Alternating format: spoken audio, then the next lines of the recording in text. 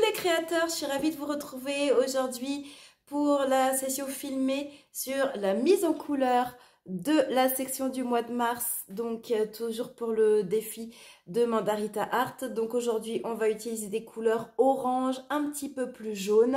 On prend les Stabilo Pen et c'est parti! Ce mois-ci, j'ai décidé d'utiliser le jaune numéro 44, le orange numéro 54 et le orange numéro 30, un tout petit peu plus foncé, comme couleur dominante pour donc la partie du mois de mars. Donc il sera orange-jaune et il y aura aussi quelques toutes petites touches de bleu. Donc vous le voyez déjà sur le mois de janvier et le mois de février, j'ai fait une petite touche de vert et une petite touche de bleu turquoise. Ce sont les couleurs complémentaires à chaque fois. Et donc ce mois-ci en couleur complémentaire, j'utilise du bleu avec le bleu foncé que vous voyez, le numéro 41, le bleu turquoise, le numéro 31 et un bleu plus clair, le numéro 57. Comme pour le mois de janvier et de février, j'apporte aussi un petit peu de touche grise pour que ce soit pas trop non plus que de la couleur pure. Donc j'utilise le numéro 96 et le numéro 94. Ce sont deux gris, un gris clair et un gris foncé. Donc voilà pour les couleurs utilisées ce mois-ci. Le dominant, ce sera évidemment le orange avec le début du jaune, l'arrivée du jaune qui sera plus présent donc sur le mois d'avril, mais on commence à voir un petit peu ce jaune arriver. Pour les feutres Stabilo Pen 68, vous le savez si vous me suivez sur Instagram, j'adore les utiliser. Ce sont des feutres à eau. Qui se mélangent très bien entre eux. Donc on peut dégrader les couleurs.